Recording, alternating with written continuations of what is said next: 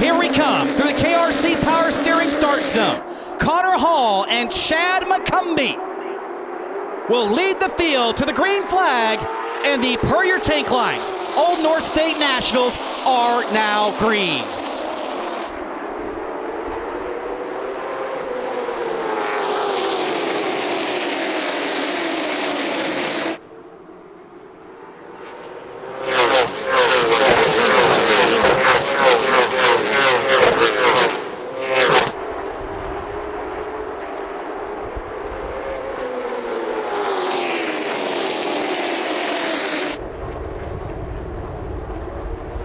Lap number 2 to Caden Honeycutt here in the Old North State Nationals. Strategy to play here this afternoon, and up in front, Chad McCumbee in the number 16 is now showing the way. New leader, Chad McCumbee gets around Caden Honeycutt, but nonetheless, McCumbee comfortable leading this pack down the back straightaway. And in behind them, we got a battle for third raging in, and it looks like the gloves might be off a little bit here past these top two. And speaking about that, there goes the 12 to the outside. Yeah, Chad McCumbee I thought was stopping maybe to make the corner, but he's not. Problems on the 16 of Chad McCumbee. Thought that car was maybe trying to just ease it into turn number 3, but he's gone from leading to problems for the Aaron's Rent Ford. 10 laps into this one for the outside pole sitter. Things are picking up. There goes Jason York to the inside of Caden Honeycutt. This will be leader number 4, I think, on the afternoon. Jason York leads lap number 36. And oh, what a party there would be if Jason York could pull this one off. Had a good run here back in May before a mechanical problem sidelined him very early. No doubt that 18 car is one to be reckoned with anytime you come to Caraway. As we are under yellow here for what could be the first strategy decision of the afternoon. When do you pit for tires? When do you pit for fuel? Sounds like there might be a fire down there. Maybe the Chad McCumbee car we saw. Oh no, Mike Darn has a fire, and there you see it. Flames out of the right front of the number 6 car. He'll be headed down towards pit, about the middle of the pit lane, I believe, is where he is pitted. And holy cow, that's a big fire for a lot of fuel on pit lane. Lenny Baticki is hustling his way down there to see what there is. So when I talked to Justin Johnson yesterday, or actually it was yesterday in that case, Tim, I said, what can you do on fuel? I'm not going to give it away beforehand, but now I kind of will because everybody's in the car, right? He said, we think we can go 160 laps. And he said it with about 75% confidence. And I said, really? He's like, yeah, we think we can. Pretty sure. Depending on the cautions fly, if we spend a lot of time under yellow, it might be different. We do whatever. So I said, in other words, if we get a late caution or whatever, you're gambling. We might see you run out of fuel. He laughed. He said, yeah, you might. But for 30 grand, I'm going to do it. So through the KRC Power Steering start zone, Peyton Sellers and Chase Burrow lead the field down. And off into turn 1 we go yet again. Up the track goes Peyton Sellers. Ryan Wilson sticks his nose in there 3 wide. Hold your breath. Okay, they made it through turns 3 and 4. That's what I was waiting for. It got a little hairy there for a moment. Tires starting to get slick, starting to wear out. You see Sellers into the curb in turn number 1.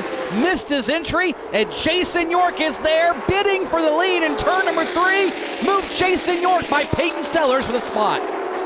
Points it to the inside, and the execution is made perfectly for York. He goes to the lead. Sellers back to second. Wilson in a third, but McCarty and Honeycutt want to move up.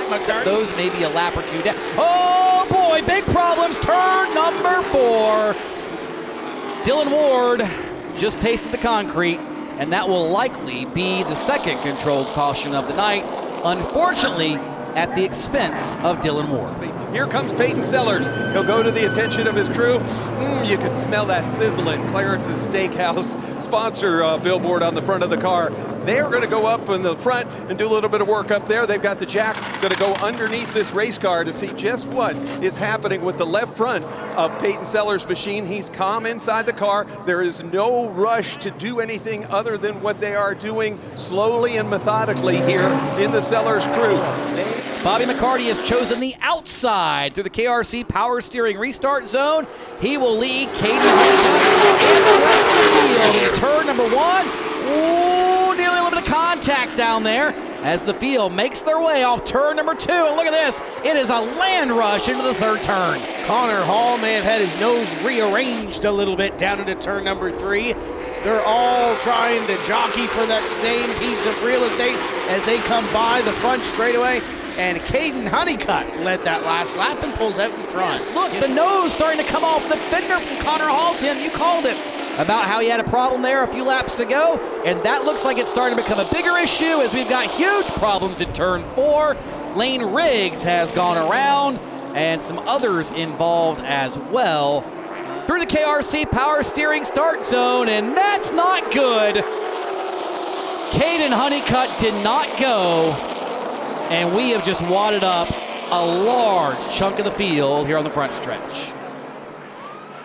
Way down here in turn number 4, you got Peyton Sellers amongst them, Connor Hall there. All those cars look pretty decent. Hall's got just a little bit of a bump up on the right front, but I noticed the 8 car in that melee. Quaffle there, squeaking right through. Saw and spoke to his dad, Travis. I asked him, how did you get him through that? He said, I'm just a wily old veteran for the truck series. Then he laughed and he said, Josh Berry was spotting for him. He got him through that. So that looked a lot better that time as into turn 1 they go. Honeycutt having chosen the outside for this one. And oh boy, here we go again. Side by side into turn 3, and it's a land rush one more time. And McCarty up the hill a little bit. Honeycutt will maintain the top spot, and now after a couple of caution periods, we'll see if these drivers can find a little bit of a rhythm. Yeah, you've been under caution for about the last, 20 minutes it's felt like, under red or otherwise, so you got to get your head back in the game a little bit. And oh, look who else is up here to 5th. It's about that time of the race. We say, hey, look, there's Mason Diaz. Oh, and he's got contact. Diaz does with Schaefer, and that will put us under caution. Oh, Coy Beard caught up in it there on the outside of turn number 2. They'll gas it up, and here we go into the first turn one more time. McCarty and Honeycutt. Honeycutt with the advantage down the backstretch. Honeycutt going to get that jump to the outside. The 22 works the in behind him. Deke Mccaskill going to move to position number 3, and now fight for second continues. Deke Mccaskill, Bobby McCarty. Have we seen this before? Mccaskill up to second now as he crosses the stripe. Move Mccaskill to the runner-up spot. Big money on the line, and where is Deke Mccaskill? Yep, at the front of the field. Power as they come up off the corner, drag race to the line continues to be the, oh no, it's the 08 that time. Deke Mccaskill was that close. Mccaskill by about 28 thousandths last time. First laps led for him this evening at the Caraway Speedway, but look at Honeycutt not giving up in his Chevrolet. But Mccaskill this time, the spotter says clear, and right in front of Connor Hall places Caden Honeycutt his own race car, and they're very, very unofficial of taking tires, as here goes Honeycutt for the lead yet again. It was a look down into turn number 3. The fender is still there, but Mccaskill going to continue to hold court up front, but allows the 12 to work to the inside. Ooh. Side by side, off the corner, and a little bit of contact off 2. A little dording there from Caden Honeycutt into Deke Mccaskill, and Mccaskill slides up the banking, allowing Connor Hall to get back to second. Where has Connor Hall been this whole race? Yeah, he's been in the top 10, we know, but sat on the pole, might have led the opening lap, and just sort of faded.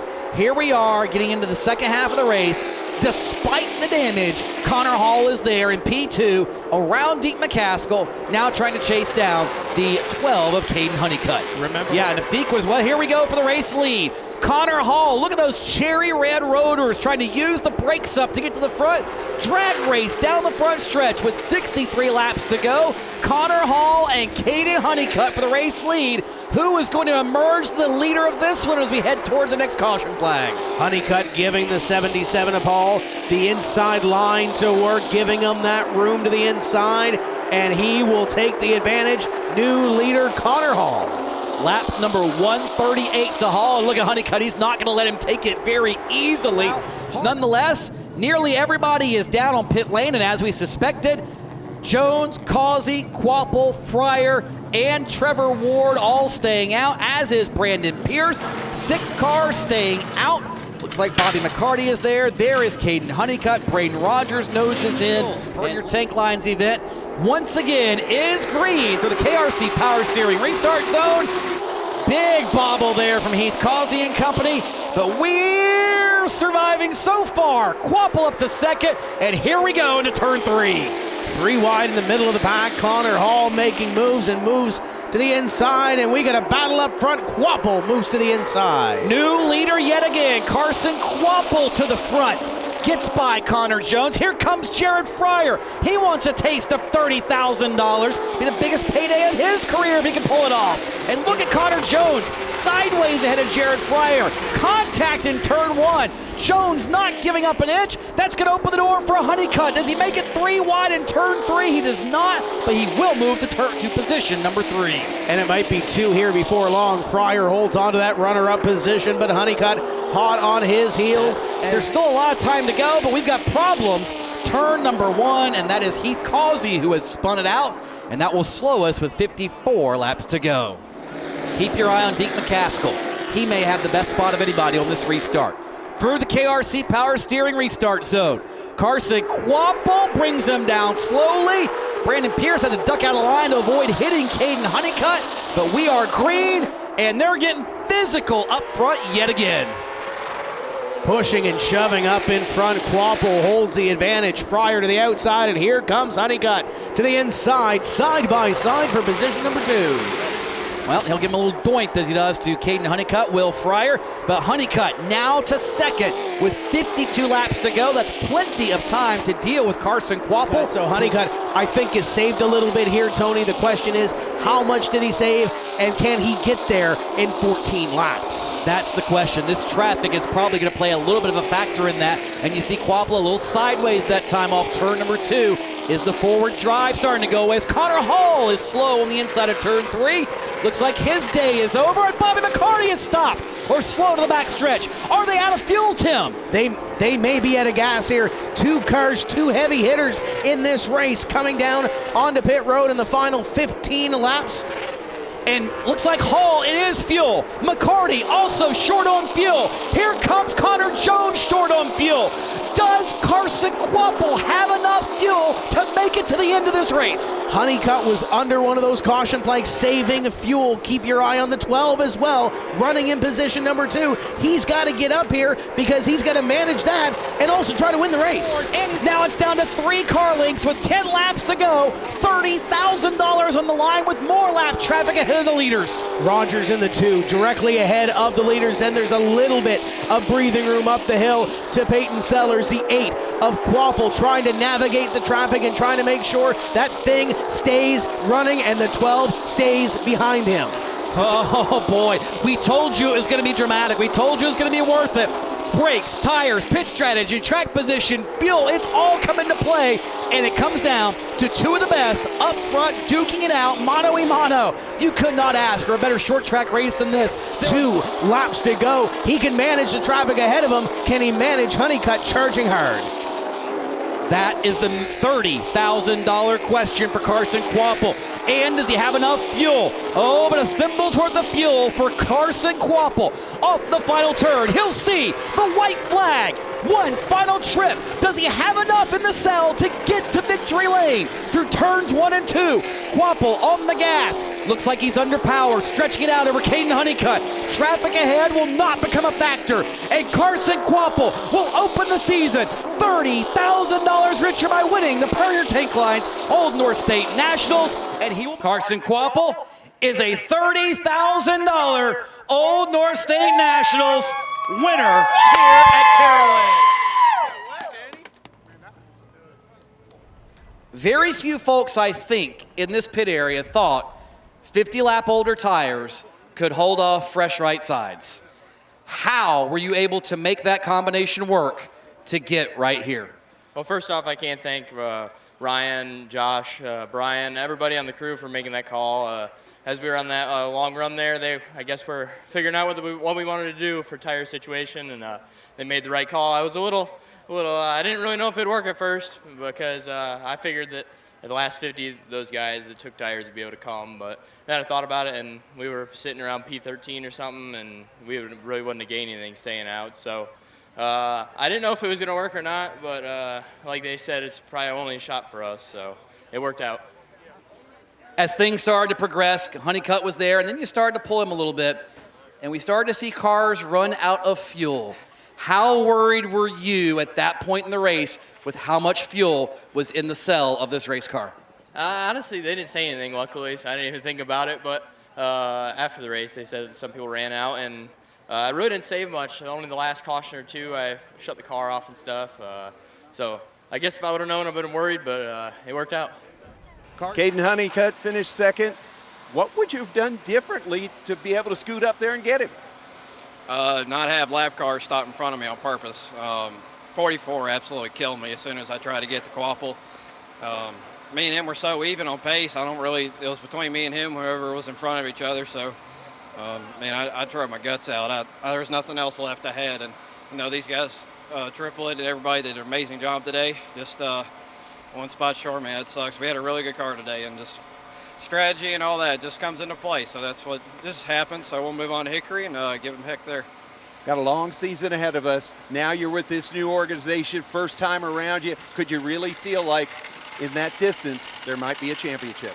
Oh, for sure. These guys are top notch, man. They're on it. They know what they're doing, and I have 1,000% confidence we can go after another championship this year. So it's going to be probably between me and Bobby. We had some rough ups tonight, but we're two hard racers, and we want it so bad. So I want it more, personally. Caden. P3 for Jared Fryer. And Jared, what do you take away from tonight's run after such a big performance?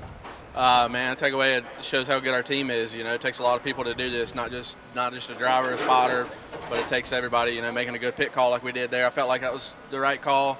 I knew we were going to squeeze it on fuel mileage, but I just didn't think we could pass them cars. There were so many good cars out there tonight. I didn't think we could pass them under green, so we had to do something different, being 10th or so. So everybody in the pits made a good call there, and the car was pretty good there at the end. I know we gave up a little bit on tires, but we managed to hold on third. I was pretty happy with that. Just can't thank everybody that's behind us still. Jimmy Moore and Sterling Building Group, my dad, Derek, Nick, Bill, everybody, Tony, my spotter, everybody that comes out and helps, man. This is a team effort for sure, and it shows tonight. So it's a great way to start the season and look forward to many more.